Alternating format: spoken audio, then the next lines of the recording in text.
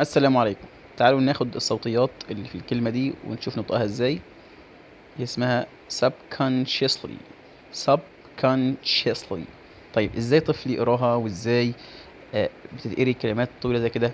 طبعا الكلمة مجزأة إلى أكتر من syllables، أكتر من مقطع. أول مقطع عندي كلمة sub short u sub، وبعدين con con.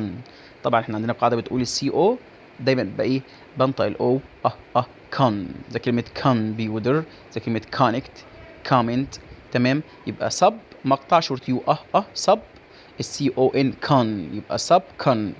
اي اس سي، خدها قاعدة عندك، اي اس سي وراها اي او اي او واي بتنطق الايه، الاس السي اس، والاس تبقى سايلنت. يعني السي اس دي الاس سي دي الاس هنا سايلنت. تمام، هتبقى ايه بقى؟ كاب سب كان ش، والاس راحت فين؟ الاس هنا سايلنت.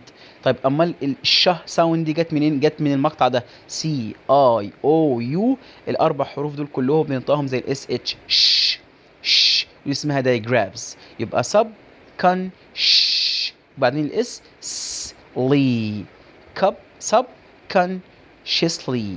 طيب ايه اللي جاب الاي في الاخر؟ الواي، فاينل واي بتعمل لونج اي في الاخر، يبقى سب كونشسلي.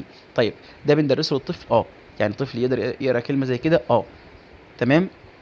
كورس موجود متاح، كورس مباشر، ومتاح كورس مسجل. الفرق بين الاتنين ان ده ليه مواعيد معينه بنحضر فيها، لكن المسجل ده لو عندي اكتر من طفل، لو انا مش محتاج اقيد بوقت معين، هقدر اسمعه في اي وقت، ولا انا مدرس او مدرسه طبعا بيفيدني جدا جدا مع طلابي وادرس بطريقه صحيحه. تاني، سب شورت يو، كون شورت يو، سب كونشسلي، سب كونشسلي اللي هي لا شعوريا.